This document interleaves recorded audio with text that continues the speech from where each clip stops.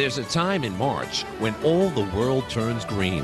In Watertown, New York, their celebration attracts over 12,000 people and lasts all weekend long. The celebration of St. Patrick's Day in America has become a national pastime. Although it is not a legal holiday, it attracts more attention from both Irish and non-Irish Americans. Since 1984, organizers of Watertown's Irish Festival has attracted more visitors from the region than from any other annual weekend event. From the traditional Irish step dancers to the annual 5K run through city streets, festival organizers provide a multitude of attractions the moment the festival begins. The lobby of the spacious state office building in downtown Watertown is the backdrop to most of the festival's events and displays. Upstairs, the building's 11th floor is used for dances, eating, and our region's biggest and best dartboard contest. Next door to the lobby is the facility's auditorium, where various stage events, including the Miss Ireland pageant, takes place. It all begins Friday evening when the rear portion of the lobby is transformed into an enormous Irish tavern, attracting hundreds of patrons. Here, people mingle with friends while enjoying Irish lyrics sung by local legend O'Sanford. In the middle of the 19th century, scores of Irish immigrants made their way across the Atlantic to the Americas. Many of them came to Watertown by way of Canada, Boston, and New York City.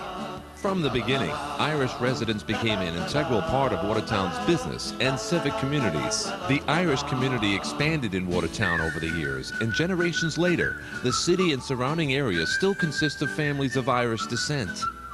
Of course, the festival generates enough interest from the community to pay for itself, but the overall profits from the festival are set aside for something much more purposeful. After event expenses are satisfied, remaining funds are exclusively used for a program first assembled by 2 New York City policemen.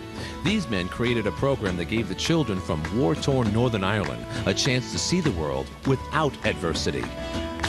Since 1984, organizers have advanced the Northern New York chapter of Project Children to higher levels, thanks to the Irish Festival Committee, local host families, and Watertown's Project Children Director, Mr. Pat Keogh. You know, a group of us got together 18 years ago and thought we should do something for the kids in Northern Ireland. There were seemed to be having there was a lot of strife in Northern Ireland at the time. And then we discovered there was a program in place called Project Children, and we got to become affiliated with them. After the second year, we decided that we needed a steady stream of funding for the program, so the Irish Festival Committee was formed and the festival was started, and that has funded our program ever since. It's fantastic to have a program like the Irish Festival, so that takes all the worry out of our part of the program.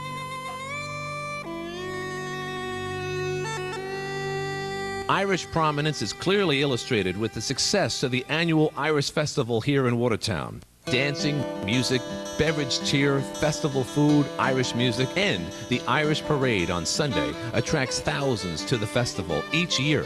Businesses of all sizes are able to showcase their goods and/or services to a captive audience. The festival also rings in the new spring season.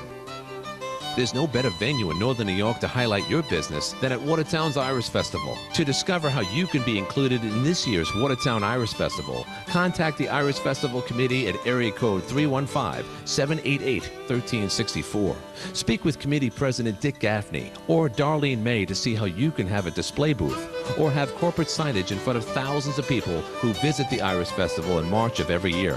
The Irish Festival is truly the festival of festivals in Watertown, New York. Be a part of it this year.